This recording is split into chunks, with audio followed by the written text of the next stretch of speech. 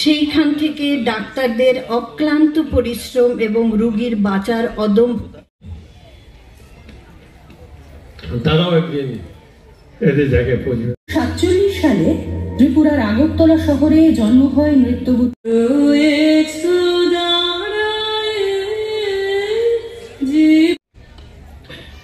যেটা আমাদের হীরাতে।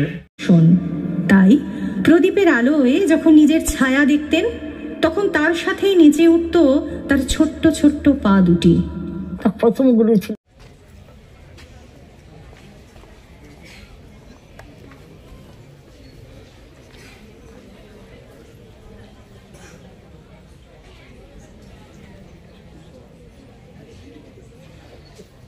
নতুন পরম্পরা ওনারা কঠিন মানে নাচবে গাইবে তো একটা ঠিক আছে, নৃত্য করবে একটা স্টেজে মেয়েরা, সেই পরম্পরা ওনারা তৈরি করেছেন। অনেক হাজারো শিল্পী ওনারা তৈরি করেছেন, হাজারো শিল্পী ওনারা তৈরি করেছেন।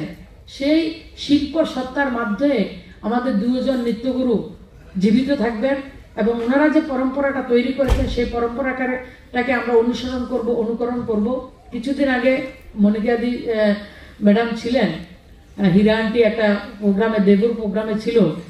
আমি দেখেছি যে ওনার স্টুডেন্ট ওনাকে কিভাবে সম্মান দিয়েছেন এবং ওনারা দুজন যখন প্রয়াত হয়েছেন, আমি রাজ্যের বাইরে ছিলাম, এবং ওনারা যে ওনাদের শেষ যাত্রাটা আপনারা কিভাবে করেছেন, এটা আমাদের প্রত্যেকটা মানুষের সেই জায়গা থেকে শিক্ষা নেওয়া উচিত।